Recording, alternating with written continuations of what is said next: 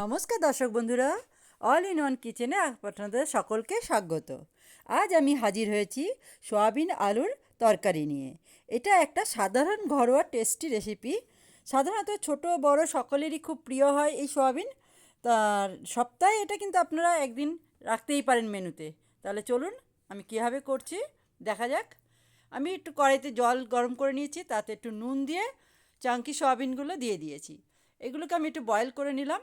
আপনাদের কাছে যদি সময় থাকে তাহলে আপনারা এটা জলে কিছুক্ষণের জন্য ভিজিয়ে রাখতে পারেন, ঠান্ডা জলে বা গরম জলে। এখন একটু কড়াইতে অল্প একটু তেল দিয়ে দিলাম। তেল দিয়ে এই সয়াবিনগুলোকে আমি ভেজে নেব। সামান্য একটুখানি ভেজে নেব, সয়াবিনের কাঁচা গন্ধটা বেরিয়ে যাওয়া অবধি। এখন আমি এটাকে তুলে রাখবো। তুলে রেখে এই কড়াইতেই কিছুটা তেল দিয়ে দেবো। তেল দিয়ে আমি দুটো আলু কেটে রেখেছি একটু বড় বড় করে, সেই আলুগুলোকে এর মধ্যে ভেজে নেব। ডুমো ডুমো করে কেটেছি, এর মধ্যে একটু নুন আর হলুদ দিয়ে আমি এটাকে হালকা করে একটু ভেজে নেব। ভেজে আমি এটাকে আবার উঠিয়ে আলাদা করে রেখে দেব। ভাজা হয়ে গেছে লাল লাল করে, এখন আমি এটাকে উঠিয়ে রাখবো। খুব সাধারণ রেসিপি এটা, সাধারণত এটা সবার ঘরেই হয়ে থাকে। এখন আমি সেই তেলের মধ্যে একটু গরম মশলা, দুটো এলাইচি, দুটো লং, একটু দারচিনি, তেজপাতা ফোড়ন দিয়ে দিলাম। দিয়ে এর মধ্যে 1 চামচ দিয়ে দিলাম জিরে, আর দিলাম 4-5টা কাঁচা লঙ্কা। এরপরে কাঁচা লঙ্কার গন্ধ বেরোবার পরেই আমরা দিয়ে দেবো একটা বড় সাইজের পেঁয়াজ কুচিয়ে। পেঁয়াজটা একটু লাল লাল করে ভাজবো। তার মধ্যে দিয়ে দিলাম একটুখানি নুন, পেঁয়াজের তাড়াতাড়ি নরম হয়ে যাবে। পেঁয়াজটা ভাজা হয়ে যাওয়ার পরে এই তেলের মধ্যে দিয়ে দিলাম 1 চামচ আদা রসুন বাটা। একটু তেলের মধ্যে একটু নাড়াচাড়া করে নেব আদা রসুনটাকে। তারপরে দিয়ে দেবো একটা বড় সাইজের টমেটো, স্কোয়ার করে কেটে সেটাকে দিয়ে দেবো। টমেটোটাকে ভাজা ভাজা হয়ে যাওয়ার পরে একটুখানি নুন দিয়ে দেবো যাতে টমেটোটা একটু মজে যায়।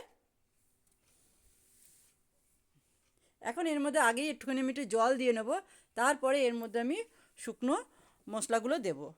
1 চামচ দিয়ে দিলাম ধনে, 1.5 চামচের মতন আমি এখানে দিলাম জিরে, 1 চামচ হলুদ, আর দিয়ে দেবো 1 চামচের কম একটু নুন, আর 1 চামচ দিয়ে দিলাম কাশ্মীরি লঙ্কার গুঁড়ো। এটা ছোট চামচের 1 চামচ করে দিয়েছি। জিরাটা খালি 1.5 চামচ দিলাম। এবার এটাকে আমরা মশলাটাকে কষতে দেবো। যতক্ষণ না তেল ছাড়বে ততক্ষণ আমরা মশলাটাকে কষবো। এখন এখানে আমি 1-2 চামচের মতন দই একটু জলের মধ্যে গুলে আমি সেই দইটাকে দিয়ে দিলাম। সাথে সঙ্গে সঙ্গে একটু জল দিয়ে দিলাম যাতে দইটা না কেটে যায়, আর গ্যাসের ফ্লেমটা কমিয়ে রাখলাম। মশলাটা প্রায় এখন কষে গেছে, দেখুন তেল বেরিয়ে গেছে মশলা থেকে। যতক্ষণ না তেল বেরোবে ততক্ষণ কিন্তু আমাদের মশলাটা কষতে লাগতে হবে, নাহলে কাঁচা গন্ধ লাগবে। এখন আমরা এর মধ্যে সয়াবিনটা দিয়ে দিলাম। সয়াবিনটা দিয়ে একটু নাড়াচাড়া করে এর মধ্যে যে বাকি আলুগুলো আমরা ভেজে রেখেছিলাম সেই আলুগুলো এর মধ্যে দিয়ে কিছুক্ষণ কষতে থাকবো।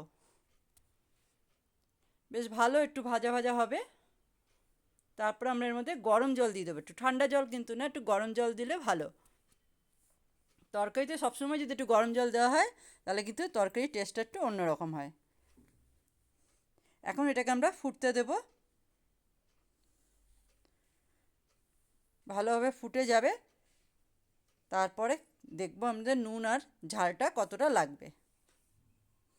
আলুটা সেদ্ধ হয়েছে কিনা একটু দেখে নিতে হবে। আলুটা প্রায় সেদ্ধ হয়ে গেছে। এখন নুনটা টেস্ট করে দেখতে হবে নুনটা কেমন হয়। নুন আর ঝাল আপনারা আপনাদের টেস্ট হিসাবে দেবেন, যেরকম ঝাল নুন খাবেন। আমি এখানে লঙ্কার গুঁড়ো দিইনি, কেন আমি কাঁচা লঙ্কার ঝালটাই দিয়েছি, আর একটু রঙের জন্য কাশ্মীরি লঙ্কা দিয়েছি। এখন এর মধ্যে একটু নুন আর দিয়ে দিলাম কস্তুরি মেথি, দিয়ে দিলাম হাতের মধ্যে একটু ঘষে, দিয়ে এটাকে নাড়াচাড়া করে নেব। লাস্টে আমরা একটু এর মধ্যে দিয়ে দেবো তাজা ধনে পাতা। ধনে পাতা দিয়ে একটু মিলিয়ে নেব। বন্ধুরা, যদি আপনাদের ভালো লাগে তাহলে অবশ্যই একটা লাইক আর শেয়ার করে দেবেন, আর নতুন এসে থাকলে আমার চ্যানেলকে সাবস্ক্রাইব করার জন্য অনুরোধ রইল। এখন আমি ঢেকে রেখে দিলাম 5 মিনিটের জন্য। সার্ভ করার জন্য এখন আমার রেডি। দেখুন তৈরি হয়ে গেছে ঘরোয়া সিম্পল একদম সয়াবিন আলুর তরকারি। কেমন লাগলো আপনাদের অবশ্যই আমাকে জানাবেন। তাহলে আজকের মতন এখানেই শেষ করছি। ভালো থাকবেন, সুস্থ থাকবেন। পরের এপিসোডে আবার দেখা হবে। নমস্কার।